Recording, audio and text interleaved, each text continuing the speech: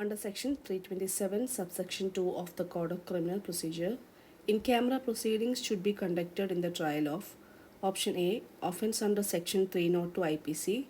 Option B. Offence under Section 376A IPC. Option C. Offence under Section 500 IPC. Option D. If the offence is against a juvenile. The answer is option B. Offence under Section 376A IPC. In-camera proceedings are proceedings which are done in private or which are done in the chambers of a judge without press or the public. As per Section 327, subsection 2 of CRPC, in-camera proceedings shall be done for the inquiry and trial of rape or an offence under Section 376, 376A, B, C, and D of IPC.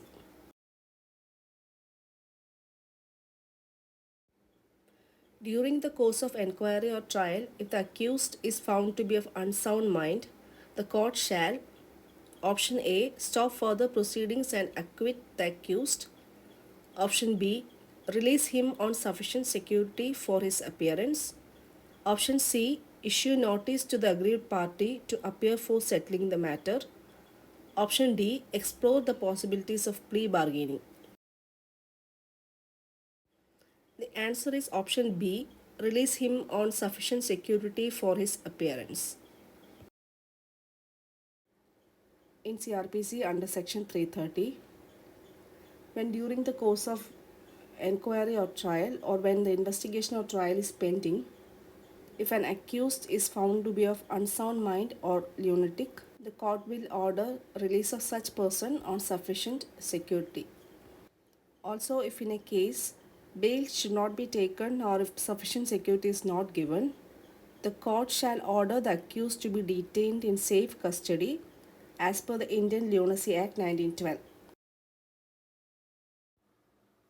Condition for tendering pardon to an accused person under Section 306 CRPC is: Option A. That such person is making a full and true disclosure of the whole circumstances within his knowledge. Option B. That he shall not abscond and will be available for tendering evidence. Option C. Prepared to execute bond for keeping peace and good behavior in future. Option D. That he will not turn hostile to the prosecution.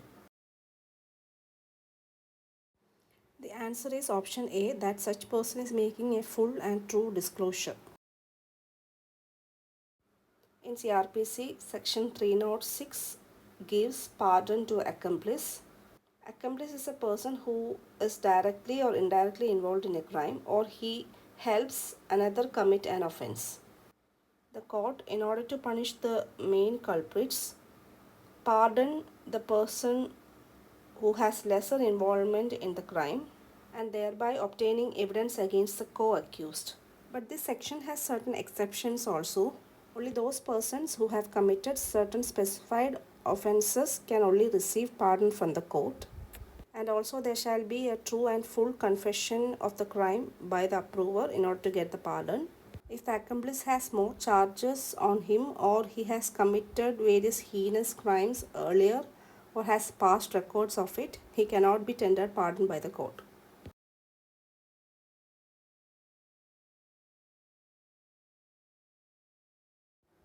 Power under Section 133 CRPC to remove unlawful obstruction or nuisance from any public place or from any way, river, or channel used by the public is vested with: Option A. Judicial First Class Magistrate. Option B. Chief Judicial Magistrate. Option C. District Magistrate or Subdivisional Magistrate. And Option D. Metropolitan Magistrate.